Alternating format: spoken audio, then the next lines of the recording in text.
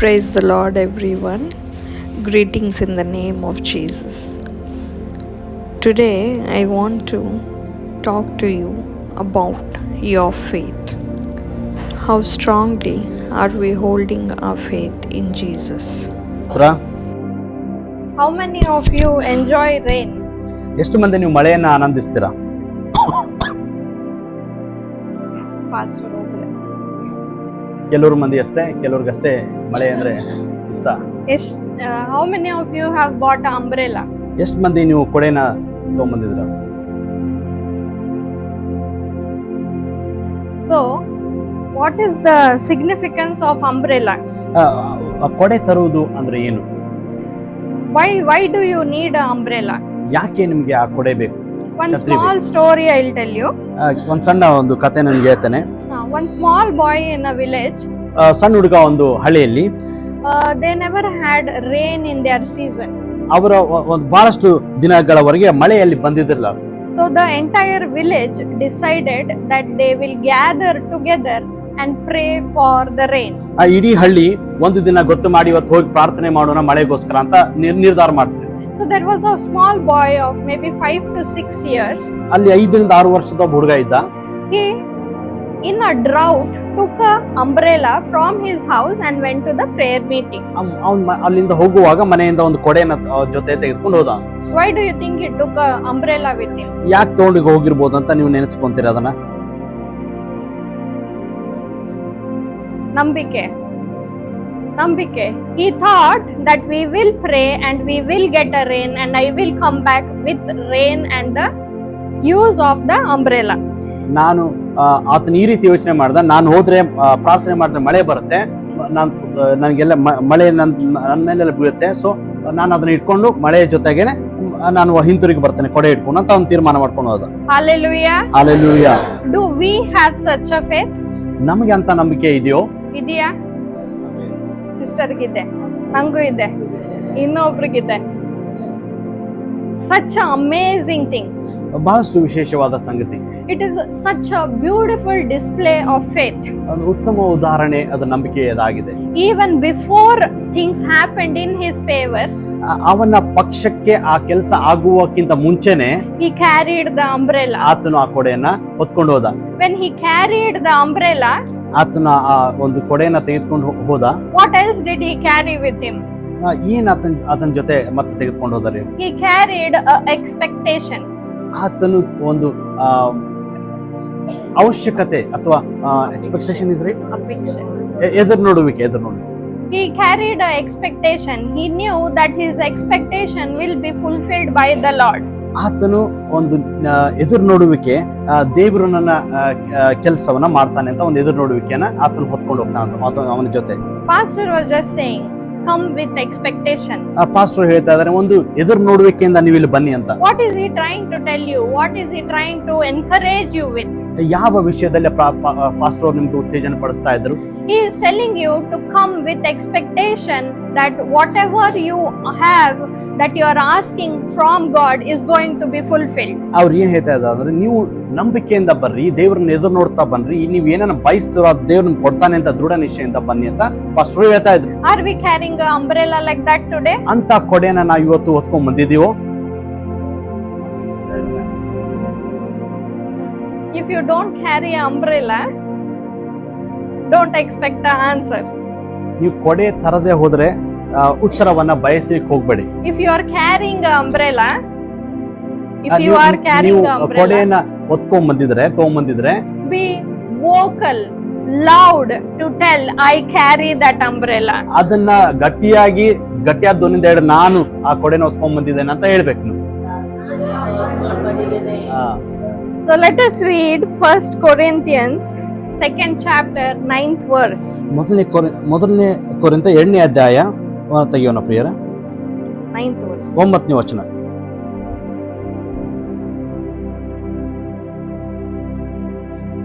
ಮೊದಲನೇ ಕೊರಿಂಥ 2ನೇ ಅಧ್ಯಾಯ 9ನೇ ವಚನ. ಆದರೆ ದೇವರ ವಾಕ್ಯಗಳಲ್ಲಿ ಬರೆದಿರುವ ಪ್ರಕಾರ ದೇವರು ತನ್ನನ್ನು ಪ್ರೀತಿಸುವವರಿಗಾಗಿ ಸಿದ್ಧ ಮಾಡಿರುವಂತದ್ದೆಲ್ಲವನ್ನು ಕಣ್ಣು ಕಾಣಲಿಲ್ಲ, ಕಿವಿ ಕೇಳಲಿಲ್ಲ, ಅದರ ಭಾವನೆಯು ಮನುಷ್ಯರ ಹೃದಯದಲ್ಲಿ ಹುಟ್ಟಲಿಲ್ಲ. So what does the Bible say over here? ಈ ದೇವ್ರ ವಾಕ್ಯದಲ್ಲಿ ಏನು ಹೇಳ್ತಿದೆ ಪ್ರಿಯರೇ?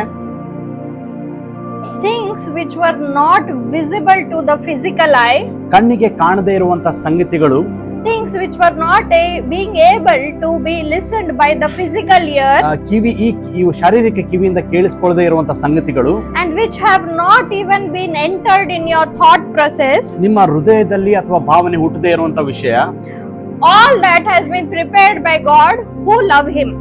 ಎಲ್ಲವೂ ದೇವರನ್ನೇ, ಆ ದೇವರೇ ಅದನ್ನ ನಿರ್ಮಿಸಿದ್ದಾರೆ. ಯಾರಿಗೋಸ್ಕರ ಅಂದ್ರೆ ದೇವರನ್ನ ಪ್ರೀತಿ ಮಾಡೋರಿಗೋಸ್ಕರ. If I would be in your place, I would say hallelujah, I love him. Hallelujah, I love you ಅಂತ. So when we know that we are loving God, ನಮ್ಗೆ ಗೊತ್ತಾದ್ಮೇಲೆ ನಾವು ದೇವ್ರನ್ನ ಪ್ರೀತಿಸ್ತಾ ಇದ್ದೇವೆ ಅಂದ ಮೇಲೆ we should be ready to expect what you have not seen and not heard is going to happen for you. ನಾವು ಏನ್ ಕೇಳಿಸ್ಕೊಂಡಿಲ್ವೋ, ಏನು ನೋಡ್ಲಿಲ್ವೋ ಅದು ದೇವ್ರ ನಮ್ಗೋಸ್ಕರ ಮಾಡ್ತಾನೆ ಅಂತ ನಿಶ್ಚಯದೊಂದಿಗೆ ನಾವು ಇರಬೇಕು. Our God is a God who works 24/7. ನಮ್ಮ ದೇವರು 24 ಗಂಟೆನೂ ಕೆಲಸ ಮಾಡುವ ದೇವರಾಗಿದ್ದಾನೆ. If we don't get a week off or we don't get leaves, we get exhausted. ರಜಾ ಸಿಕ್ಕಿಲ್ಲ. ಓಕೆ, ನಮಗೆ ರಜೆಗಳು ಸಿಗದಿದೆ ಅಂದ್ರೆ ನಾವು ಸ್ವಲ್ಪ ದಣಿವಾರ ಬಿಡ್ತೀವಿ ಅಥವಾ ಸುಸ್ತಾಗಿ ಹೋಗ್ಬಿಡ್ತೀವಿ ನಾವು. If somebody is working in the house 24 hours, especially mothers, they'll be like, whole day I am working this, that and all. They get irritated by the end of the day. ತಾಯಂದಿರು ಮನೆಯಲ್ಲಿ ಕೆಲಸ ಮಾಡಿ ಮಾಡಿ ಮಾಡಿ ಅವರು ಕಡೆಗೆ ನಮ್ಗೆ ಸುಸ್ತಾಯ್ತು, ನಮ್ಗೆ ಸಾಕಾಯ್ತು ಅಂತ ಹೇಳಿ ಅವರು ಅಸಮಾಧಾನ ವ್ಯಕ್ತಪಡಿಸ್ತಾರೆ. That doesn't mean men are not exhausted. ಅದರ ಅರ್ಥ ಮನೆಯಲ್ಲಿರುವಂತ ಗಂಡಸರಿಗೆ ಅಥವಾ ಅವ್ರಿಗೂ ಕೂಡ ದಣಿವಾಗಿಲ್ಲ ಅಂತಲ್ಲ, ಅವ್ರಿಗೂ ಕೂಡ ದಣಿವಾಗಿರ್ತದೆ. So when they continuously work, ಅವ್ರು ಯಾವಾಗ್ಲೂ ಸತತವಾಗಿ ಕೆಲಸ ಮಾಡುವಾಗ they start complaining. ಅವರು ಅದರ ವಿಷಯವಾಗಿ ಕೆಲವೊಂದು ಮಾತುಗಳನ್ನು ಹೇಳಲಿಕ್ಕೆ ಪ್ರಾರಂಭ ಮಾಡ್ತಾರೆ. But at the same time, when they work for their children, they do not complain. ಆದ್ರೆ ತಮ್ಮ ಮಕ್ಕಳ ವಿಷಯವಾಗಿ ಅವ್ರು ಸತತವಾಗಿ ಕೆಲಸ ಮಾಡಿದ್ರೆ ಅದ್ರ ಬಗ್ಗೆ ಅವರು ಪ್ರಶ್ನೆಗಳನ್ನ ಎತ್ತುವುದಿಲ್ಲ. So this is your father or mother who is a earthly father or a earthly mother. ಇವರು ಭೂಲೋಕದ ತಂದೆ ತಾಯಿಗಳ ವಿಷಯದಲ್ಲಿ ಹೀಗಾದ್ರೆ, so the earthly people are not complaining for working for you. ಆ ಭೂಲೋಕದ ತಂದೆ ತಾಯಿಗಳು ನಿಮ್ಮ ಪರವಾಗಿ, ಮಕ್ಕಳ ಪರವಾಗಿ ಕೆಲಸ ಮಾಡೋದ್ರ ನಿಮಿತ್ತ ಅವರು ಪ್ರಶ್ನೆ ಮಾಡ್ತಾ ಇಲ್ಲ ಅಥವಾ ಅದನ್ನ ಯಾಕೆ ಹೀಗೆ ಅಂತ ಕೇಳ್ತಾ ಇಲ್ಲ. So just imagine the father that you have in heaven, who is a almighty God, how much can he do for you? ಪರಲೋಕದಲ್ಲಿರುವ ನಿಮ್ಮ ತಂದೆ ನಿಮಗೋಸ್ಕರ ಕೆಲಸ ಮಾಡಿ ನಿಮ್ಮನ್ನ ಪ್ರೀತಿಸುವಂತ ದೇವರು ಎಷ್ಟಾಗಿ ನಿಮಗೋಸ್ಕರ ಕೆಲಸ ಮಾಡೋದಕ್ಕೆ ಮನಸ್ಸು ಮಾಡ್ತಾನೆ.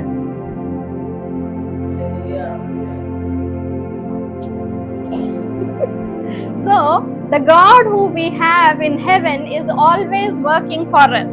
ಪರಲೋಕದಲ್ಲಿರುವ ನಮ್ಮ ತಂದೆ ನಮಗೋಸ್ಕರ ಸತತವಾಗಿ ಕೆಲಸ ಮಾಡ್ಲಿಕ್ಕೆ ಮನಸ್ಸುಳ್ಳ ದೇವರಾಗಿದ್ದಾನೆ. What a mighty God we have, isn't it? ಎಂತ ಉತ್ತಮವಾದ ದೇವರು, ಮಹಿಮುಳ್ಳ ದೇವರು ನಮಗಿದ್ದಾನೆ. Your father over here might not understand what is the best for you. ಭೂಲೋಕದಲ್ಲಿರುವಂತ ನಿಮ್ಮ ತಂದೆ ತಾಯಿಗಳು ನಿಮ್ಗೆ ಉತ್ತಮ ಸಂಗತಿ ಯಾವುದೆಂದು ಅವರಿಗೆ ಒಂದು ವೇಳೆ ಗೊತ್ತಾಗದೆ ಇರ್ಬೋದೇನೋ. But the Father in heaven knows what you need after 10 years from now. ಪರಲೋಕದಲ್ಲಿರುವ ತಂದೆ ನಿಮಗೆ ಈಗಲ್ಲ, ಮುಂದೆ 10 ವರ್ಷ ಆದ್ರೂ ಏನ್ ಬೇಕು, ಅದರ ಹಿಂದೆ ಎಲ್ಲ ಆತನಿಗೆ ಬೇಕಂತ ಆತನಿಗೆ ತಿಳಿದಿದೆ ನಿಮ್ಗೆ ಏನ್ ಬೇಕಾಗಿದೆ So if ಅಂತ. the Father who knows what is going to be needed by you in the next coming 10 years, ತಂದೆ ನಿಮ್ಮ 10 ವರ್ಷದ ನಂತರ ನಿಮ್ಗೆ ಏನ್ ಬೇಕಂತ ಗೊತ್ತಿರುವಂತ ಪರಲೋಕದ ತಂದೆ, will he not know what you need today? ಈಗ ನಿಮ್ಗೆ ಏನ್ ಬೇಕಂತ ಆತನಿಗೆ ಗೊತ್ತಾಗೋದಿಲ್ವೋ? ಆಗುತ್ತಾ? ಆಗಲ್ಲ? ಆಗುತ್ತೆ. So what should be our expectation in the prayers? ಪ್ರಾರ್ಥನೆಯಲ್ಲಿ ನಮ್ಮ ಎದುರು ನೋಡುವಿಕೆ ಏನಿರ್ಬೇಕು? He is definitely going to answer you. ಆತನು ನಿಜವಾಗ್ಲೂ ನನ್ನ ಪ್ರಾರ್ಥನೆಗೆ ಉತ್ತರ ಕೊಡ್ತಾನೆ ಅಂತ ಒಂದು ನಿರೀಕ್ಷೆ ಇರಬೇಕು. You might be not seeing something in the present scenario. ಈಗ ಪ್ರಸ್ತುತ ಪರಿಸ್ಥಿತಿಯಲ್ಲಿ ಆ ಒಂದು ಉತ್ತರ ಅಥವಾ ಆ ಒಂದು ವಿಷಯಗಳಿಗೆ ನಿಮ್ಗೆ ಉತ್ತರ ಸಿಗದೇ ಇರಬಹುದು. Today you might be just seeing all closing doors or all troubles which are coming from the all side. ಈಗ ಮುಚ್ಚಿರುವ ಬಾಗಿಲು ಮತ್ತು ಸಮಸ್ಯೆಗಳು 4 ದಿಕ್ಕಿಂದ ನಿಮ್ಮನ್ನ ಹಿಡ್ಕೊಂಡಿರುವುದನ್ನ ನೀವು ಕಾಣ್ತಿರ್ಬೋದು. Maybe today you see fear, insults and persecution. ಇವತ್ತು ನಿಮಗೆ ಅವಮಾನ, ದುಃಖ, ಹಿಂಸೆನ ನೀವು ಕಾಣ್ತಾ ಇರಬಹುದು. But I tell you that in the coming days you are going to see victory in every area. ಆದ್ರೆ ಬರುವಂತ ದಿನಮಾನದಲ್ಲಿ ನೀವು ಜಯವನ್ನ ಒಂದು ದೇವರ ಆಶೀರ್ವಾದಗಳನ್ನು ನೀವು ಕಾಣುವುದಕ್ಕೆ ಇನ್ನು ಸಿದ್ಧರಾಗಿರಿ. Because there is no one moment where God has forgotten that you need him. ದೇವರು ಒಂದ್ ಸ್ವಲ್ಪನು ನಮ್ಮನ್ನ ನೆನಪಾರುವುದ ದೇವರು ಅಂತ ಅಲ್ಲವೇ ಅಲ್ಲ. Not even 1 second.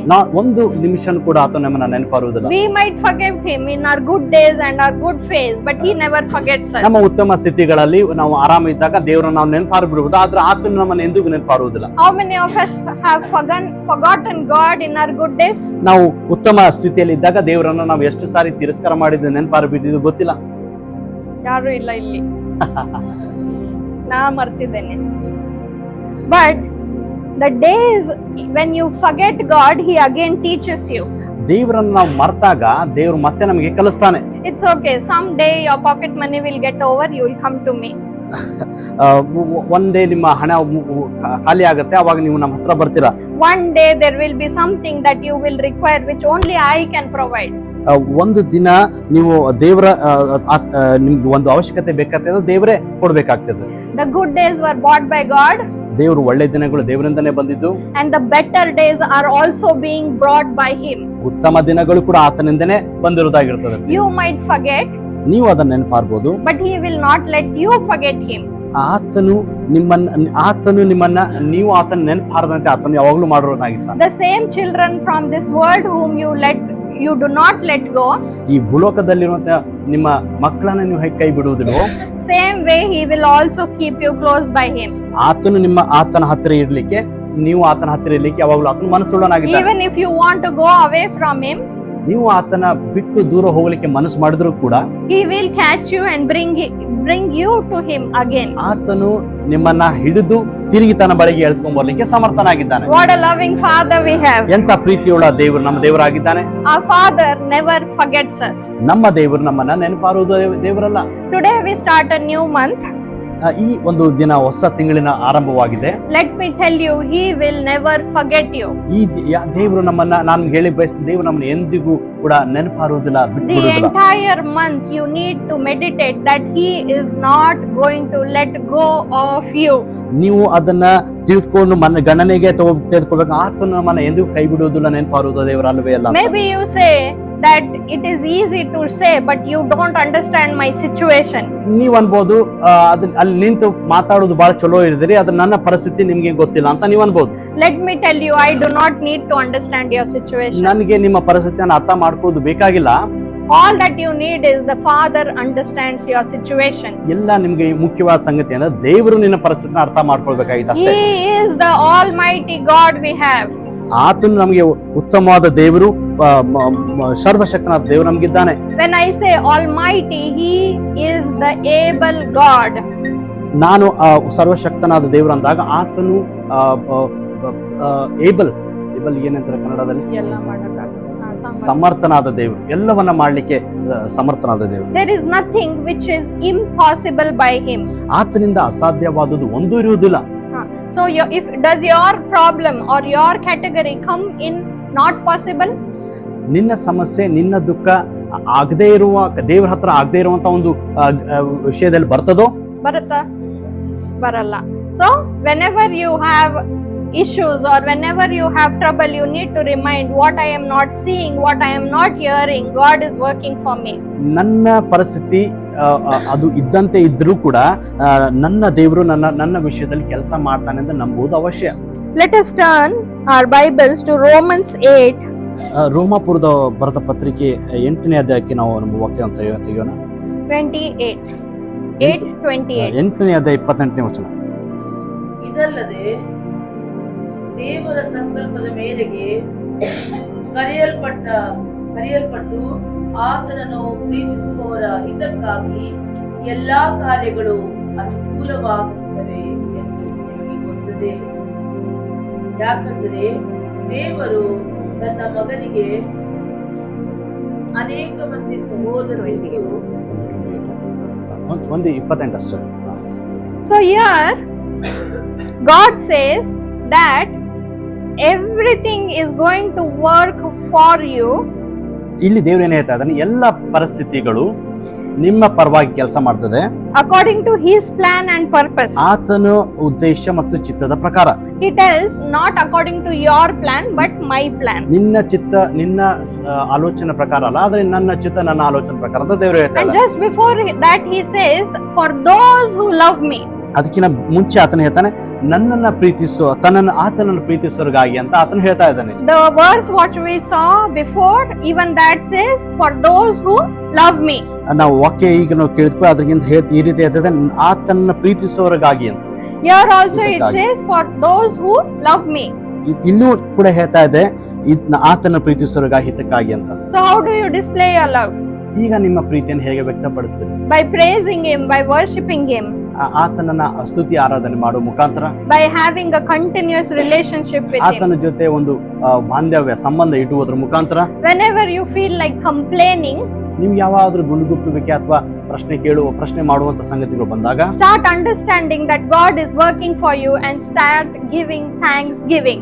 ನೀವು ಆ ಪರಿಸ್ಥಿತಿಗಳಲ್ಲಿ ದೇವ್ರು ನಮಗೋಸ್ಕರ ಕೆಲಸ ಮಾಡ್ತಾ ಇದ್ದಾನೆ ಅಂತ ತಿಳಿದು ನಂಬಿ ಆರಾಧನೆ ಮತ್ತು ಸ್ತುತಿಗಳನ್ನು ಸಲ್ಲಿಸ್ರಿ. If you have complained till now, ನೀವು ಇಲ್ಲಿವರೆಗೂ ಗುನುಗುಟ್ಟಿದ್ರೆ change your lifestyle ನೀವು ಅದನ್ನ ಬದಲಾಯಿಸ್ಕೊಡ್ರಿ and turn it into thanksgiving. ಅದನ್ನ ಬದಲಾಯಿಸಿ ಸ್ತುತಿ ಆರಾಧನೆ ಮಾಡುವಂತ ಒಂದು ಹಂತಕ್ಕೆ ತೆಗೆದುಕೊಂಡ್ಬನ್ನಿ. What has not happened for you earlier, ಮುಂಚೆ ನಿಮ್ಗೋಸ್ಕರ ಯಾವ ಕೆಲಸ ಆಗ್ಲಿಲ್ಲವೋ, let me assure you it is going to happen today. ಈಗ ಅದು ಕೆಲಸ ನಿಮ್ಗೋಸ್ಕರ ಆಗ್ತದೆ. Maybe it never happened.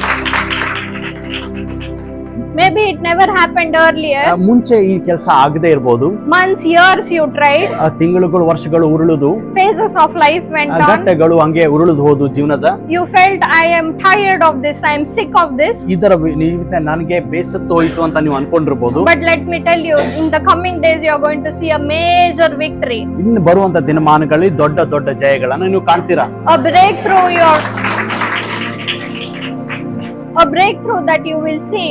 ಆ ಬಿಡುಗಡೆ ನೀವು ನೋಡ್ಲಿಕ್ಕೆ ಸಾಧ್ಯತೆ ಇದೆ. You will testify for it. ನೀವು ಅದರ ವಿಷಯದಲ್ಲಿ ಸಾಕ್ಷಿ ಕೊಡೋರಾಗಿರ್ತೀರಾ. And let me tell you, the only reason for your testimony will be, ಇದರ ನೀವು ಕೊಡುವಂತ ಸಾಕ್ಷಿ ಕೊಡ್ಲಿಕ್ಕೆ ಕಾರಣ ಏನಂದ್ರೆ, the love that you presented in front of the God. ನೀವು ನಿಮ್ಮ ಪ್ರೀತಿಯನ್ನ ನಮಗೆ ತೋರ್ಪಡಿಸೋದಕ್ಕಾಗ್ತದೆ, Let your ವ್ಯಕ್ತಪಡಿಸೋದಕ್ಕಾಗಿ. love be always burning for the Lord. ನಿಮ್ಮ ಪ್ರೀತಿ ದೇವರಿಗೋಸ್ಕರ ಯಾವಾಗಲೂ ಉರಿಯುವಂತದ್ದಾಗಿರ್ಲಿ. Let your heart be always desiring God in the first place. ನಿಮ್ಮ ಹೃದಯ ದೇವರಿಗಾಗಿ ಯಾವಾಗಲೂ ಬಯಸುವಂತ ಹೃದಯ ಅಥವಾ ಮೊದಲನೇ ಸ್ಥಾನ ದೇವರು ಕೊಡುವಂತ ಹೃದಯ ಆಗಿರ್ಬೇಕಾಗಿ. The first place is very important. ಮೊದಲನೆಯ ಸ್ಥಾನ ಬಹಳಷ್ಟು ಉತ್ತಮವಾದದ್ದು. There is no such place where you can think above God somebody can be placed. ಅಂತ ಒಂದು ಯಾವುದೇ ಒಂದು ವಿಷಯ ಇಲ್ಲ. ದೇವರಿಗಿಂತನೂ ಉನ್ನತವಾದ, ದೇವರಿಗಿಂತ ಮೊದಲನೇ ಬರುವಂತ ಸಂಗತಿಗಳು ಯಾವುದೂ ಇರುವುದಿಲ್ಲ. Nor any person, nor any TV, nor any phone. ಯಾವ ವ್ಯಕ್ತಿಗಳಾಗ್ಲಿ, ಟಿವಿಗಳಾಗ್ಲಿ, ಮೊಬೈಲ್ಗಳಾಗ್ಲಿ ಇರುವುದಿಲ್ಲ. Nothing is replaceable for or by God, to God. ದೇವರ ಹೊರತು ಇನ್ನು ಯಾವುದೇ ಈ ಸಂಗತಿಗಳಿಗೆ ಅವಕಾಶ ಇರುವುದಿಲ್ಲ. Hallelujah. Hallelujah. We should place our God in such a place that your focus should be only Jesus, only God, only Holy Spirit. ನಾವು ದೇವರನ್ನ ಆ ರೀತಿ ನಮ್ಮ ಹೃದಯದಲ್ಲಿ ಅಥವಾ ನಮ್ಮ ಆಲೋಚನೆಯಲ್ಲಿ ಇಟ್ಕೋಬೇಕಂದ್ರೆ, ದೇವರೇ ನಂಗೆಲ್ಲ, ಆತನು ನನ್ನ ಜೀವಿತದಲ್ಲಿ ಮೊದಲನೇ ಸ್ಥಾನ ಅಂತ ನೀವು ಆ ಪರಿಶುದ್ಧಾತ್ಮನಿಗೆ ಒಳಗಾಗಿ ಪರಿಶುದ್ಧಾತ್ಮನ ದೇವರನ್ನು ಪ್ರೀತಿಸೋರಾಗಿರ್ಬೇಕು. Your situations will change when you give the ownership to God. ದೇವರಿಗೆ ನಿನ್ನನ್ನು ಒಡೆಯನಾಗಿ ನೀನ್ ಮಾಡಿಕೊಂಡಾಗ ನಿಮ್ಮ ಪರಿಸ್ಥಿತಿಗಳು ಬದಲಾವಣೆ ಆಗ್ತಾ ಹೋಗ್ತದೆ. Ownership to your life, ownership to your problems, ownership to your situation in your family or whatever it is that you are concerned for. ನಿನ್ನ ಕುಟುಂಬಕ್ಕೆ, ನಿನಗೆ, ನಿನ್ನ ಪರಿಸ್ಥಿತಿಗಳಿಗೆ ದೇವರನ್ನ ಮಾಲೀಕನನ್ನಾಗಿ ಅಥವಾ ಒಡೆಯನನ್ನಾಗಿ ನೀವು ಮಾಡ್ಕೊಂಡಾಗ ಆ ಪರಿಸ್ಥಿತಿಗಳು ಬದಲಾವಣೆ ಆಗ್ತಾ ಹೋಗ್ತದೆ. And never forget to expect what you are praying for. ನೀವು ಯಾವ ವಿಷಯಕ್ಕಾಗಿ ಪ್ರಾರ್ಥನೆ ಮಾಡ್ತೀರಾ ಅದನ್ನು ನೀವು ನೆನಪಾರಬಾರ್ದು. There is a funny incident in the Bible. ಒಂದು ಉತ್ತಮವಾದ ಒಂದು ಘಟನೆ, ಹಾಸ್ಯಾಸ್ಪದ ಒಂದು ಘಟನೆ ಅಥವಾ When Peter was in jail, ಪೇತ್ರನು ಸೆರೆಮನೆಯಲ್ಲಿದ್ದಾಗ all the people gathered together and prayed for his release. ಆತನು ಗಾಗಿ ಸಭೆಯವರೆಲ್ಲ ಸೇರಿ ಪ್ರಾರ್ಥನೆ ಮಾಡಿದ್ರು. So angels came down, broke the prison and let Peter go outside. ದೇವದೂತನು ಬಂದನು, ಪೇತ್ರನು ಬಿಡಿಸಿದನು, ಸೆರೆಮನೆಯಿಂದ ಹೊರ ಕರ್ಕೊಂಡ್ ಬಂದನು. And then Peter walked to the place where everybody were praying. ಪೇತ್ರನು ಸೆರೆಮನೆಯಿಂದ ನಡ್ಕೊಂತ ಕರೆಕ್ಟ್ ಆಗಿ ಎಲ್ಲಿ ಪ್ರಾರ್ಥನೆ ಮಾಡ್ತಾ ಇದ್ರು ಸಭೆಯರು ಅವ್ರ ಹತ್ರ ಬಂದ್ರು. So there was this lady servant, Rhoda. She when he knocked the door, she went to the door to open the door. ಅಲ್ಲಿ ಕೆಲಸ ಮಾಡುವಂತ ಮನೆಯಲ್ಲಿ ಕೆಲಸ ಮಾಡುವಂತ ಒಂದು ಸ್ತ್ರೀ ಬಂದು ಬಾಗಿಲ ಬಡ್ದಿ ಶಬ್ದ ಕೇಳಿ ಬಾಗಿಲು ತೆಗಿತಾರೆ. ತಗ್ಯಾಕ್ ಹೋದ್ಲು. ತೆಗಿಯಾಕ ಹೋಗುದು. She had not yet opened, but she knew it is Peter's voice. ಆ ಶಬ್ದವನ್ನು ಕೇಳಿದ್ದು ಪೇತ್ರನ ಧ್ವನಿ ಅಂತ ಆಕೆಗೆ ಗೊತ್ತಾಗ್ತದೆ. So what would you do if you were there? ನೀವು ಒಂದ್ ವೇಳೆ ಆಕೆ ಸ್ಥಳದಲ್ಲಿ ಇದ್ರೆ ನೀವೇನ್ ಮಾಡ್ತಿದ್ರಾ? ಏನ್ ಮಾಡ್ತಿದ್ರಿ ಸಿಸ್ಟರ್? ಡೋರ್ ಓಪನ್ ಮಾಡ್ತಿದ್ರಿ, ಪ್ರೇಯರ್ ಮಾಡಿದ್ರಲ್ಲ ಇಷ್ಟೊತ್ತನ, ಆದ್ರೆ ಅವಳು ಒಳಗ್ ಹೋದ್ಲು. She went inside and she was like, you are Peter there. ಆಕೆ ಒಳಕ್ಕೆ ಶಬ್ದ ಕೇಳಿ ಒಳಗಡೆ ಹೋಗಿ ಪೇತ್ರನು ಬಂದಿದ್ದಾನೆ ಅಂತ ಆಕೆ ಮಾತಾಡ್ತಾಳೆ. She was confused. ಅವಳು ಸ್ವಲ್ಪ ಗಲಿಬಿಲಿಗೆ ಒಳಗಾಗ್ಬಿಟ್ಟಿದ್ಲು. So she prayed. ಆಕೆ ಪ್ರಾರ್ಥನೆ ಮಾಡಿದ್ರು. But she didn't probably expect it to happen. ಪ್ರಾರ್ಥನೆ ಮಾಡಿದ್ದು ಇಷ್ಟು ಬೇಗನೆ ದೇವರು ಉತ್ತರ ಕೊಡ್ತಾನೆ ಅಂತ ಆಕೆ ಒಂದು ನೆನೆಸಿದ್ದಿಲ್ಲ. She didn't think the walls are going to fall, Peter is going to come, angels are going to come down. ಗೋಡೆಗಳು ಬಿದ್ದೋಗ್ತದೆ, ಸೆರೆಮನಿ ಬಾಗಿಲು ತೆಗೆಯುತ್ತದೆ, ಪೇತ್ರ ಹೊರ ಕರ್ಕೊಂಡ್ಬಂದು ಬೇಗ ನಿಲ್ಲಿಸ್ಬಿಡ್ತಾ ಅಂತ ಆಕೆ ಅನ್ಕೊಂಡಿದ್ದಿಲ್ಲ. But she didn't realize that power the prayers had when they prayed everybody together. ಆದ್ರೆ ಪ್ರಾರ್ಥನೆ ಮಾಡೋದಕ್ಕಾಗಿ ಎಲ್ಲರೂ ಒಂದೇ ಮನಸ್ಸಿನಿಂದ ಕೂಡಿ ಬಂದಿರುವಂತ ಪ್ರಾರ್ಥನೆ ಬಲ ಆಕೆಗೆ ಅಷ್ಟು ಒಂದು ವೇಳೆ ಗೊತ್ತಿರಲಿಲ್ವೇನೋ. And then she went to the door and then she opened and realized, oh yes, it is Peter. ಆಮೇಲೆ ಆಕೆ ಹೋಗಿ ಬಾಗಿಲನ್ನ ತೆಗೆದು ನೋಡಿದಾಗ ಹೌದು ಪೇತ್ರನೇ ಬಂದಿದ್ದಾನೆ ಅಂತ ಆಕೆ ಗೊತ್ತು ಮಾಡ್ಕೊಂತಾಳೆ. So sometimes we pray and we think that it should happen for us, but somewhere in our mind we have doubts and we have less expectations from the God who is having no impossibility ever known to him. ನಾವು ಆ ರೀತಿ ಪ್ರಾರ್ಥನೆ ವಿಜ್ಞಾಪನೆಗಳು ಮಾಡಿದಾಗ ದೇವರು ಆತನ ಕೆಲಸ ಮಾಡಿದಾಗೂ ಕೂಡ ಅಥವಾ ಮಾಡ್ಬೇಕೆಂದಿರುವಾಗ ಕೂಡ ನಮ್ಮಲ್ಲಿ ಕೆಲವೊಂದು ಸಾರಿ ಗಲಿಬಿಲಿಗಳು ಅಪನಂಬಿಕೆಗಳು ಬಂದಾಗ what is the next? He never knows the word impossible. ಆತನಿಗೆ ಅಸಾಧ್ಯವಾದದಂತ ಆತನಿಗೆ ದೇವರಲ್ಲಿ ಯಾವುದೂ ಇರುವುದಿಲ್ಲ. So whenever you are praying, go with a heart which is already ready to receive what you are asking for. ನೀವು ನಿಮ್ಮ ಹೃದಯನ ಸಿದ್ಧಪಡಿಸಿಕೊಂಡು ದೇವರು ನಮಗೆ ಸಹಾಯ ಮಾಡ್ತಾರೆ ಅಂತ ಮನೋಭಾವನೆಯಿಂದ ಆತನ ಬಳಿಗೆ ಹೋಗ್ರಿ. Be like the old woman who went to the judge every day asking and asking and asking and asking and never giving up. ಒಂದು ಸ್ತ್ರೀ ಅಂದ್ರೆ ಆ ವಿಧವೆ, ಬಡ ವಿಧವೆ ಹೋಗಿ ಆ ಜಡ್ಜ್ ನ್ಯಾಯಾಧೀಶನ ಹತ್ತಿರ ಹೋಗಿ ದಿನಾಲು ಆಕೆ ಕೇಳ್ತಾ ಇದ್ಲು, ನ್ಯಾಯ ಕೊಡಿಸು ಅಂತ. So the judge got fed up of her and then he did everything right by her. ಆಕೆ ದಿನಾಲು ಬಂದು ಆ ರೀತಿ ಕೇಳುವುದಕ್ಕೆ ಆ ನ್ಯಾಯಾಧೀಶನು ತಲೆ ಕೆಟ್ಟು ಬೇಸತ್ತು ಈಕೆ ನ್ಯಾಯವನ್ನು ತೀರಿಸರಿ ಅಂತ ಆಕೆ ಅಲ್ಲಿ ಒಂದು ಆದೇಶ ಕೊಟ್ಬಿಡ್ತಾನೆ. So a judge would do something in a year for you. ನ್ಯಾಯಾಧೀಶನು ಒಂದು ವರ್ಷದಲ್ಲಿ ನಿಮ್ಗೋಸ್ಕರ ಕೆಲಸ ಮಾಡಬಹುದು. But your loving father is a very loving father. ಪರಲೋಕದಲ್ಲಿರುವ ತಂದೆ ಬಹಳಷ್ಟು ಪ್ರೀತಿಯುಳ್ಳ ದೇವರಾಗಿದ್ದಾನೆ. He might be not doing something which is at your time. ನಿನ್ನ ಸಮಯಕ್ಕೆ ಆತನು ಮಾಡದೇ ಇರಬಹುದು. But there will be a time which is planned for you by him which is more perfect than you think. ನಿನ್ನ ಸಮಯಕ್ಕೆ ಮಾಡದೇ ಇರುವಂತ ದೇವರು ಇನ್ನೊಂದು ಸಮಯ ಇರುತ್ತದೆ, ಅದು ನಿನಗೂ ಅನುಕೂಲ ಇರುತ್ತದೆ ಮತ್ತೆ ಎಲ್ಲ ವಿಷಯಗಳಿಗೆ ಅನುಕೂಲ ಇರುತ್ತೆ. ಆ ಸಮಯಕ್ಕೆ ಆತನು ಮಾಡ್ತಾನೆ. There might be a delay but there is no impossibility. ಅಲ್ಲಿ ಸ್ವಲ್ಪ ಒಂದು ನಿಧಾನ ಅಥವಾ ಆಗದೆ ಇರುವಂತ ಪರಿಸ್ಥಿತಿ ಸ್ವಲ್ಪ ದಿನ ಇರಬಹುದು, ಆದ್ರೆ ದೇವರು ಖಂಡಿತವಾಗಿ ಅದನ್ನ ಮಾಡ್ತಾನೆ. If you are asking right by God, it is going to happen. ನೀವು ದೇವರಿಗೆ ಸರಿಯಾದ ರೀತಿಯಲ್ಲಿ ಕೇಳ್ಕೊಳ್ಳೋದಾದ್ರೆ ದೇವರು ಅದನ್ನ ನಿಜವಾಗ್ಲೂ ಅದನ್ನ ಮಾಡ್ತಾನೆ.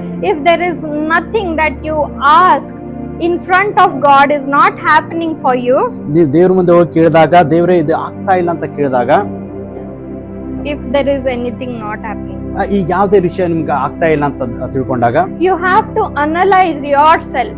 ನೀವು ಹೋಗಿ ನಿಮ್ಮನ್ನ ನೀವೇ ವಿಮರ್ಶೆ ಮಾಡ್ಕೊಳ್ಳಿ ಅಥವಾ ನೀವು ನೋಡ್ಕೋಬೇಕು ಯಾವ ರೀತಿ. Ask God to release a new level of faith. ಹೊಸ ನಂಬಿಕೆ ನಮ್ಮಲ್ಲಿ ಉಂಟು ಮಾಡೋ ದೇವ್ರೆ ಅಂತ ಕೇಳ್ಕೊಳ್ಬೇಕು ದೇವ್ರ ಹತ್ರ. The faith is also given by God. ನಂಬಿಕೆ ಕೂಡ ದೇವರಿಂದ ನಿಮಗೆ ಕೊಡಲ್ಪಡ್ತಿದೆ. Ask for a level of faith which is not failing in front of him. ನಂಬಿಕೆ ಹೆಚ್ಚಿಸುವಿಕೆಯ ವಿಷಯದಲ್ಲಿ ದೇವ್ರ ಮುಂದೆ ನಿಮ್ಮನ್ನು ಸಾದರಪಡಿಸಿ ಒಪ್ಪಿಸಿರಿ. ಆ ನಂಬಿಕೆ ಬಿದ್ದು ಹೋಗುವಂತ ನಂಬಿಕೆ ಎಲ್ಲ ಇರಬಾರ್ದು, ಹೆಚ್ಚಿನ ಮಟ್ಟದ ನಂಬಿಕೆಗಾಗಿ ದೇವರ ಹತ್ರ ಕೇಳ್ಕೋಬೇಕು. Paul says his grace is sufficient for you. ಪೌಲನು ಹೇಳ್ತಾನೆ ಆತನ ಕೃಪೆ ನಮ್ಗೆ ಸಫಿಷಿಯಂಟ್, ಸಾಕು, ಕೃಪೆ ನನಗೆ ಸಾಕು. So is there anything the grace can't fulfill? ಕೃಪೆ ನಿಮಗೆ ಒದಗಿಸಿ ಕೊಡದೇ ಇರುವಂತ ಯಾವುದೇ ಕೃಪೆಗೆ ಆಗುವುದಿಲ್ವೋ? ಆಗತ್ತಾ? ಆಗಲ್ಲ?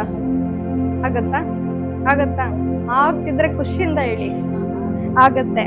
So whenever you feel that it is not happening, tell I have enough grace. ನೀವು ಆ ರೀತಿ ಆಗದೇ ಇರುವಂತ ಪರಿಸ್ಥಿತಿಯಲ್ಲಿ ಇದ್ದಾಗ ನೀವು ಹೇಳಿ ನನಗೆ ಕೃಪೆ ಬಹಳಷ್ಟು ದೇವರು ಕೊಟ್ಬಿಟ್ಟಾನೆ ಅಂತ. Remember that you are having your problems today. ನೀವು ವಿಚಾರ ಮಾಡ್ಕೊಳ್ಳಿ, ನಿಮ್ಮ ಸಮಸ್ಯೆಗಳು ಇವತ್ತು ಇರ್ಬೋದು, but there is a new thing happening for you. ಹೊಸ ಸಂಗತಿಗಳು ನಿಮಗೋಸ್ಕರ ಆಗ್ತಾ ಇದೆ. In the coming days, ಬರುವಂತ ದಿನಮಾನಗಳಲ್ಲಿ you have to testify for what you have gone through. ನೀವು ಸಾಕ್ಷಿಗಳನ್ನ ಕೊಡ್ತೀರಾ ಯಾವ ವಿಷಯದಿಂದ ನೀವು ಹಾದೋದ್ರಿ ಅಂತ. The faith that you testify tomorrow, ನಾಳೆ ನೀವು ಆ ನಂಬಿಕೆನ ನೀವೇನ್ ಯಾವ ಸಾಕ್ಷಿನ ನೀವು ಕೊಡ್ತಿರೋ, if it is not tested today, ಈಗ ಅದು ಪರೀಕ್ಷೆಗೆ ಒಳಗಾಗ್ಲಿಲ್ಲ ಅಂದ್ರೆ it will not be a powerful testimony tomorrow. ಅದು ಉತ್ತಮವಾದ ಸಾಕ್ಷಿ ಅಥವಾ ಬಲವಾದ ಸಾಕ್ಷಿ ಮುಂದೆ ನಾಳೆ ಇರುವುದಿಲ್ಲ, ಆಗೋಕ್ ಸಾಧ್ಯ ಇಲ್ಲ. Today how much you are tested, ಈಗ ಎಷ್ಟು ನೀವು ಪರೀಕ್ಷೆಗೆ ಒಳಗಾಗಿದ್ದೀರೋ, powerful is your testimony tomorrow. ನಾಳಿನ ದಿನ ನಿನ್ನ ಸಾಕ್ಷಿಯು ಕೂಡ ಅಷ್ಟು ಬಲವಾಗಿರ್ತದೆ. Start praising God for the problems you have today, because you are going to have a powerful testimony in the coming days. ನೀವು ಸ್ತುತಿಸ್ರಿ, ಘನಪಡಿಸ್ರಿ, ಯಾಕಂದ್ರೆ ಈ ಪರಿಸ್ಥಿತಿಗಳ ನಿಮಿತ್ತ ಉತ್ತಮವಾದ ಸಾಕ್ಷಿ ನಂಗೆ ಬರ್ಲಿಕ್ಕಿದೆ ಅಂತ. From your testimony, you never know how many people you are going to lead to the kingdom of God. ನಿಮ್ಮ ಒಂದು ಸಾಕ್ಷಿಯ ನಿಮಿತ್ತ ಎಷ್ಟು ಜನರನ್ನ ಗೊತ್ತಿಲ್ಲ ನೀವು ಕ್ರಿಸ್ತನ ಬಳಿಗೆ ತರಬಹುದು. Today you might feel I am alone in the house, nobody is believing me, or I am the only believer. ನೀವು ಅನ್ಬೋದು, ನಾ ಇವತ್ತು ಮನೇಲಿ ಒಬ್ಬನೇ ಸ್ವಾಮಿ ನಂಬಿದ್ದಾರೆ, ಮತ್ತೆ ಯಾರು ನನ್ಗೆ ಸಹಾಯಕರಿಲ್ಲ ಆದಿದಂತ ನೀವು ಹೇಳ್ಬೋದು. Today you might feel in my old region I am the only family who is praying unto God. ಈ ಒಂದು ಸುತ್ತಮುತ್ತ ಪ್ರದೇಶದಲ್ಲಿ ನಂದು ಒಂದೇ ಮನೆ ಇದೆ, ನಾನು ಒಬ್ಬನೇ ಯೇಸುವನ್ನು ನಂಬಿದ್ದೇನೆ ಅಂತ ನೀನು ಹೇಳ್ಬೋದು. You might feel so many trials, so many problems that I have to go because I am having faith. ನನ್ನ ನಂಬಿಕೆ ಯೇಸು ಮೇಲೆ ಇಟ್ಟಿದ್ರಿಂದ ನನಗೆ ಹಿಂಸೆ ಮತ್ತು ದುಃಖ ಅಥವಾ ಪರಿಸ್ಥಿತಿ ವಿಕೋಪ ನನ್ನ ವಿರುದ್ಧವಾಗಿ ಬಂದಿರಬಹುದು ಅಂತ ಹೇಳ್ಬೋದು. But let me remind you, nobody told you that when you believe in Jesus you will not have problems. ಆದ್ರೆ ನಾನು ನಿಮ್ಗೆ ಹೇಳಲಿಕ್ಕೆ ಮನಸ್ಸು ಮಾಡ್ತೇನೆ, ನೀವು ಯಾರು ಯೇಸು ಸ್ವಾಮಿ ನಂಬಿದ್ರೆ ನಿಮ್ಗೆ ಸಮಸ್ಯೆನೇ ಬರಲ್ಲ ಅಂತ ಯಾರು ಹೇಳಲ್ಲ. ನಿಮ್ಗೆ ಹೇಳಿಲ್ಲ ತಾನೆ? So when Jesus was here, even he had problems. ಯೇಸು ಸ್ವಾಮಿ ಭೂಮಿ ಮೇಲಿದ್ದಾಗ ಆತನು ಕೂಡ ಸಮಸ್ಯೆಗಳನ್ನು But ಎದುರಿಸಿದನು. you have to react how he reacted. ಆತನು ಯಾವ ರೀತಿ ಅದನ್ನ ಜಯಿಸಿದನೋ ಅಥವಾ ಪ್ರತಿಕ್ರಿಯೆ ಕೊಟ್ಟನು, ನೀವು ಅದೇ ರೀತಿ ಪ್ರತಿಕ್ರಿಯೆ ಕೊಡಬೇಕು. Prayerfully, ಪ್ರಾರ್ಥನೆ ಪೂರ್ವಕವಾಗಿ, with unity, ಅನ್ಯೋನ್ಯತೆಯಲ್ಲಿ, with God, ದೇವರ ಜೊತೆ, and later he told, I will send you the Holy Spirit. ಮತ್ತೆ ಪರಿಶುದ್ಧಾತ್ಮನ ನಿನಗೆ ಸಹಾಯಕನಾಗಿ ದೇವರು ಕೊಟ್ಟಿದ್ದಾನೆ. So he gave you more than in abundance in the coming days, so that you will be rescued out of your situations. ನಿಮ್ಮ ಪರಿಸ್ಥಿತಿಗೆ ಹೋರಾಡಲಿಕ್ಕೆ ನಿಮಗೆ ಅಗತ್ಯಕ್ಕಿಂತ ಜಾಸ್ತಿನ ದೇವರು ನಿಮಗೆ ಕೊಟ್ಬಿಟ್ಟಿದ್ದಾನೆ, ಯಾಕಂದ್ರೆ ನಿಮ್ಮ ಪರಿಸ್ಥಿತಿಗಳನ್ನ ನೀವು ಜಯಿಸಲಿಕ್ಕೆ. The amazing thing of the Holy Spirit is not only he rescues your problem or brings you out of your problem. ಪರಿಶುದ್ಧಾತ್ಮನು ಕೆಲಸ ಕೇವಲ ನಿನ್ನನ್ನ ಸಮಸ್ಯೆಯಿಂದ ಹೊರಗೆ ತೆಗೆದುಕೊಂಬರುವುದು ಅಥವಾ ಬಿಡುಗಡೆಗೊಳಿಸುವುದು ಅಷ್ಟೇ ಅಲ್ಲ, but he is a constant guide that you have in every day of your spiritual life. ನಿಮ್ಮ ಆತ್ಮಿಕ ಜೀವಿತದಲ್ಲಿ ನಿಮಗೆ ಒಂದು ಗೈಡ್ ಮಾರ್ಗದರ್ಶಕನಾಗಿ ನಿಮ್ಮ ಜೊತೆಗೆ ಆತನ ಯಾವಾಗ್ಲೂ ಇರ್ತಾನೆ. He never leaves your hand. ನಿಮ್ಮ ಕೈಯನ್ನು ಆತನ ಎಂದಿಗೂ ಬಿಡುವುದಿಲ್ಲ. He never lets you go astray. ನಿಮ್ಮನ್ನ ಕೇವಲವಾಗಿ ಬಿಡ್ಲಿಕ್ಕೆ ಆತನ ಮನಸ್ಸು ಮಾಡುವುದಿಲ್ಲ. Only thing is you have to give control. ನೀವು ಆತನಿಗೆ ಒಪ್ಪಿಸಿಕೊಡುವುದಾಗಿ ಅದರ ಮೇಲೆ ನಿರ್ಧಾರವಾಗಿರುತ್ತದೆ. So when you do all these things, you keep expectation and you keep loving him. ನೀವು ಇದೆಲ್ಲ ಮಾಡಿ ಆತನ ಪ್ರೀತಿಸುವುದಾದ್ರಿ ಆಗಿ ಆತನ ಮೇಲೆ ನೀವು ನಿರೀಕ್ಷೆ ಉಳ್ಳವರಾಗಿದ್ರೆ, not only the result is that you will be having answers to your problem, ಕೇವಲ ನಿಮ್ಮ ಪ್ರಾರ್ಥನೆಗಳಿಗೆ ಉತ್ತರ ಅಷ್ಟೇ ಸಿಗುವುದಿಲ್ಲ, but you are also going to get the biggest reward, that is the eternal life. ಅದಕ್ಕಿಂತ ಉತ್ತಮವಾದ ಸಂಗತಿ ಅಂದ್ರೆ ನಿಮಗೆ ಪರಲೋಕದಲ್ಲಿ ನಿತ್ಯ ಜೀವ ಕೂಡ ನಿಮಗೆ ಸಿಗ್ತದೆ. ಅದರ your ಜೊತೆಗೆ expectation, your faith is going to carry you to the eternal life. ನಿಮ್ಮ ನಂಬಿಕೆ ನಿಮ್ಮನ್ನ ನಿತ್ಯ ಜೀವಕ್ಕೆ ಅದನ್ನು ಕೊಂಡೊಯ್ಯುತ್ತದೆ. ನಿಮ್ಮನ್ನ don't only be associated with God only for your temporary situation. ದೇವರ ಜೊತೆ ಕೇವಲ ನಾವು ಪರಿಸ್ಥಿತಿಗಳು ಹೋದ್ರೆ ಸಾಕಪ್ಪ ಅಂತ ದೇವರ ಜೊತೆ ನೀವು ಸಂಬಂಧ ಇಟ್ಕೊಳ್ಳಕ್ ಮನಸ್ಸು ಮಾಡಕ್ ಹೋಗ್ಬೇಡ್ರಿ. But be in fellowship with him, because he is the ultimate goal for you. ದೇವರ ಜೊತೆ ಅನ್ಯೋನ್ಯತೆ ಈ ರೀತಿ ಬಯಸನಿದೆ, ಆತನೇ ನಮ್ಮ ಮೂಲ ಉದ್ದೇಶ, ಆತನೇ ನಮ್ಮನ್ನ ರಕ್ಷಕನೆಂದು ನೀವು ತಿಳಿದವರಾಗಿರ್ರಿ. This is our temporary address on the Aadhaar card. ಇದು ನಮ್ಮ ಆಧಾರ್ ಕಾರ್ಡ್ ಮೇಲೆ ಈಗ ಇರುವಂತ ಎಲ್ಲ ಒಂದು ವಿಷಯ, ಅಂದ್ರೆ ತಾತ್ಕಾಲಿಕವಾಗಿರುವಂತ ಒಂದು ಮನೆ ಒಂದು ವಿಳಾಸ ಆಗಿರ್ತದೆ ಅಷ್ಟೇ. But Revelation says that there is a permanent home for you in the paradise. ಪರಲೋಕದಲ್ಲಿ ನಿಮ್ಗೆ ಶಾಶ್ವತವಾದ ಒಂದು ವಿಳಾಸ ಇದೆ ಅಂತ ದೇವರು ವಾಕ್ಯ ಹೇಳ್ತದೆ. Hallelujah. Hallelujah. I am so happy that I am going to have 10 times or God knows 1000 times beautiful house in the heaven. ನಾನು ತುಂಬಾ ಸಂತೋಷವುಳ್ಳನಾಗಿದ್ದೇನೆ, ಯಾಕಂದ್ರೆ ನಾನು ಇದಕ್ಕಿಂತ 10ರಷ್ಟು ಅಥವಾ 100ರಷ್ಟು ಉತ್ತಮವಾದ ಮನೆ ದೇವರಿಗೆ ಮೇಲಿನ ಲೋಕದಲ್ಲಿ ಕೊಟ್ಟಿದ್ದಾನೆ. He knows what is best for me. ಆತನಿಗೆ ನಮಗೆ ಉತ್ತಮವಾದ ಯಾವ್ದೊಂದು ಆತನಿಗೆ ಗೊತ್ತು. I might be confused, I might be troubled today, ಇವತ್ತು ನಾನು ಗಲಿಬಿಲಿಗೆ ಅಥವಾ ಗೊತ್ತಿಲ್ಲದೇನೆ ಇರ್ಬೋದು, ಪರಿಸ್ಥಿತಿಗಳಿರ್ಬೋದು. but there is no such reward like peace that He gives to you. ಆತನು ಕೊಡುವಂತ ಶಾಂತಿ, ಅದರಕ್ಕೆ ಇನ್ನೊಂದು ದೊಡ್ಡ ಆಶೀರ್ವಾದ ಯಾವ್ದು ಇರುವುದಿಲ್ಲ.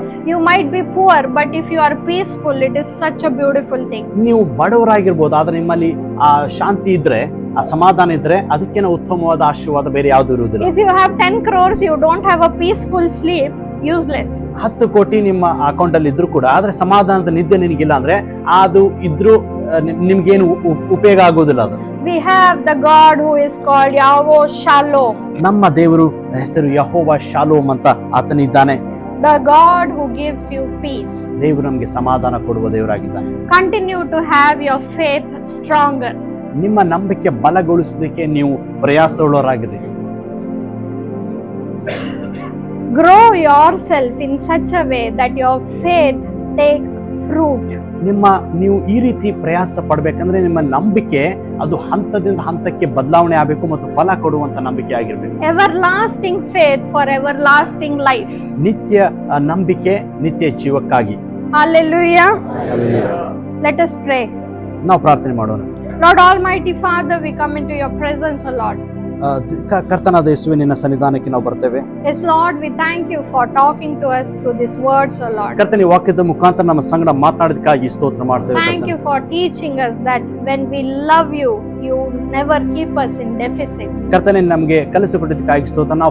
ನಾವು ನಿನ್ನ ಪ್ರೀತಿಸಿದಾಗ ನೀವು ನಮ್ಮ ಕೈ ಬಿಡುವ ದೇವರಲ್ಲವೇ? Yes, Lord, we believe that you are working for us always in the background. ಕರ್ತನೇ, ನಮಗೋಸ್ಕರ ನೀವು ಕೆಲಸ ಮಾಡುವುದು ಯಾವಾಗಲೂ ನಮಗೋಸ್ಕರ ಕೆಲಸ ಮಾಡ್ತಿರ್ತಾರೆ, ಹಿಂದೆ ಕೆಲಸ ಮಾಡ್ತಾನೆ ಇರ್ತೀಯ ಅಂತ ನಮ್ಗೆ ಕಲಿಸ್ಕೊಟ್ಟಿದ್ದಕ್ಕಾಗಿ ಸ್ತೋತ್ರ. You are the God who always works non-stop for us. ನಮಗೋಸ್ಕರ ನೀನು ಪ್ರತಿ ಗಂಟೆ ದಿನ ಗಳಿಗೆ ಕೆಲಸ ಮಾಡ್ತಾನೆ ಇರೋ ದೇವರಾಗಿದ್ದಿ ಮತ್ತು ನಿಲ್ಲಿಸುವ ದೇವರಲ್ವೇ ಅಲ್ಲ ಅಂತ ನಮ್ಗೆ ಗೊತ್ತು. You can measure my problems more than me. ನಮ್ಮ ಪರಿಸ್ಥಿತಿಗಳನ್ನ ನೀನು ಅಳಿಲಿಕ್ಕೆ ನೀನು ಒಬ್ಬನೇ ಸಾಧ್ಯ. Yes, Lord, give us such a faith that our faith is unshakable. ನಮಗೆ ಇಂಥ ನಂಬಿಕೆಯನ್ನು ಕೊಡು. ಆ ನಂಬಿಕೆ ಅದು ಅಳ್ಳಾಡಿಸಪಡಬಾರ್ದು ಅಥವಾ ಬಿದ್ದು ಹೋಗುವಂತ ನಂಬಿಕೆ ನಮ್ಮಲ್ಲಿ ಉಂಟು ಮಾಡ್ಬೇಕಾ ನಿನ್ನಲ್ಲಿ ಕೇಳ್ಕೊಂತ. We thank you, Lord, because you are going to give us a powerful testimony. ನಿನ್ನನ್ನು ಸ್ತೋತ್ರ ಮಾಡ್ತೇವೆ ಕರ್ತನೇ, ನಮಗೆ ಉತ್ತಮವಾದ ಸಾಕ್ಷಿಯನ್ನು ನಮ್ಮಲ್ಲಿ ಉಂಟು ಮಾಡ್ತೀಯ. ಅದಕ್ಕಾಗಿ let each and everything in our life glorify you, O Lord. ನಮ್ಮ ಜೀವಿತದಲ್ಲಿ ಪ್ರತಿಯೊಂದು ವಿಷಯ ನಿನಗೆ ಮಹಿಮೆ ತರುವಂತದ್ದಾಗಿರ್ಲಿ ಸ್ವಾಮಿ. let nothing be about me but you, O Lord. ನನ್ನ ವಿಷಯವಾಗಿ ಎಲ್ಲ ಕರ್ತನೇ ಎಲ್ಲವೂ ನಿನಗೆ ಮಹಿಮೆ ಸಲ್ಲಿಸುವುದಾಗಿರ್ಲಿ. Yes, Lord, I pray for this church, O Lord. ಈ ಸಭೆಗಾಗಿ ಪ್ರಾರ್ಥಿಸ್ತೀನಿ ತಂದೆ. for each and every person who has come over here, O Lord. ಇಲ್ಲಿ ಬಂದಿರೋ ಪ್ರತಿಯೊಂದು ವ್ಯಕ್ತಿಗಳು ಗಾಗಿ ನಾನು ಕೇಳ್ಕೊತೇನೆ ಸ್ವಾಮಿ. in this month, O Lord, you work for them with all the possibilities. ಈ ತಿಂಗಳಲ್ಲಿ ಅವ್ರಿಗೋಸ್ಕರ ನೀನು ಎಲ್ಲ ಅನುಕೂಲಗಳನ್ನ ಅನುಗ್ರಹಗಳನ್ನು ಮಾಡ್ಬೇಕಾಗಿ ಕೇಳ್ಕೊತೇನೆ. you release the chosen blessings over them and their house, O Lord. ಅವರಿಗೆ ನಿಶ್ಚಯವಾಗಿ ನೀನು ಇಟ್ಟಿರುವಂತ ಆಶೀರ್ವಾದಗಳು ಬಿಡುಗಡೆ ಆಗ್ಬೇಕಾಗಿ ನಾನು ಕೇಳಿಕೊಡ್ತೇವೆ ಸ್ವಾಮಿ. let each and everything that they desire be released unto them, O Lord. ಅವ್ರು ಏನು ಬಯಸ್ತಾ ಇದ್ರು ಆಶೀರ್ವಾದಗಳು ಯೇಸು ನಾಮದಲ್ಲಿ ಬಿಡುಗಡೆ ಆಗ್ಬೇಕಾಗಿ ಕೇಳಿಕೊಡ್ತೇನೆ ಸ್ವಾಮಿ. give them faith which increases them individually. ಅವರಿಗೆ ಅಂತ ನಂಬಿಕೆಯನ್ನು ಉಂಟು ಮಾಡು, ಅವರನ್ನ ವೈಯಕ್ತಿಕವಾಗಿ ಬೆಳೆಸೋದಕ್ಕಾಗಿ. let their family grow in faith, O Lord. ಅವರ ಕುಟುಂಬ ಕೂಡ ಅದು ನಂಬಿಕೆಯಲ್ಲಿ ಬೆಳಿಬೇಕಾಗಿ. let this church multiply, O Lord. ಈ ಸಭೆ ಅದು ದ್ವಿಗುಣಗೊಳ್ಳಬೇಕಾಗಿ ನಿನ್ನಲ್ಲಿ ಕೇಳ್ಕೊಳ್ತೇವೆ. let each and every person of the church bring more and more soul unto the church, O Lord. ಇಲ್ಲಿರುವಂತ ಪ್ರತಿಯೊಬ್ಬರು ಹೋಗಿ ಇತರ ಒಂದು ಆತ್ಮಗಳನ್ನು ಕರ್ತನ ಸನ್ನಿಧಾನಕ್ಕೆ we pray for the pastors over here. ಇಲ್ಲಿರುವಂತ ಸಭಾಪಾಲಕರಿಗಾಗಿ ಬೇಡ್ಕೊಳ್ತೇವೆ Swami. give all the wisdom, knowledge and the anointing over them so that they are able to encourage their church every day of their lives. ಅವರಿಗೆ ಬೇಕಾದಂತ ಜ್ಞಾನ, ವಿವೇಕ, ಅಭಿಷೇಕ, ವಾಕ್ಯದ ಗುಡಾರ್ಥಗಳನ್ನು ಅನುಗ್ರಹಿಸಿಕೊಡು. ಈ ಕಾರಣ ಅವ್ರ ಸಭೆಗಳನ್ನು ನಡೆಸೋದಕ್ಕಾಗಿ. let them be able to increase each and every person's love for you more and more, O Lord. ಇಲ್ಲಿರುವಂತ ಪ್ರತಿಯೊಬ್ಬರ ಪ್ರೀತಿಯು ನಿನಗೋಸ್ಕರ ಹೆಚ್ಚು ಅಧಿಕವಾಗುವಂತೆ ದೇವರ ಅವರಿಗೆ ಅನುಗ್ರಹಗಳನ್ನು ಮಾಡು ಸ್ವಾಮಿ. give us such a love, O Lord, that we are not only coming for something temporary unto you, O Lord. ಕರ್ತನೇ, ನಮ್ಮಲ್ಲಿ ಇಂಥ ಪ್ರೀತಿಯನ್ನ ನಮಗೆ ಅನುಗ್ರಹವಾಗಲಿ, ನಮ್ಮಲ್ಲಿ ಬರಲಿ. ಕೇವಲ ಸಂಗತಿಗಳಿಗಾಗಿ ನಿನಗಲ್ಲ, ನಿನಗಾಗಿ ನಾವು ಬರುವುದಕ್ಕೆ ನಮ್ಗೆ ಕೃಪೆ ಕೊಡು ಸ್ವಾಮಿ. Help us submit our lives unto you. ಕರ್ತನೆ, ನಮ್ಮ ಜೀವಿತವನ್ನು ಒಪ್ಪಿಸಿಕೊಡ್ತೇವೆ, ಕೊಡೋದಕ್ಕಾಗಿ ನಮ್ಮನ್ನ ಬಲಪಡಿಸು ಸ್ವಾಮಿ. Help us give our situations unto you.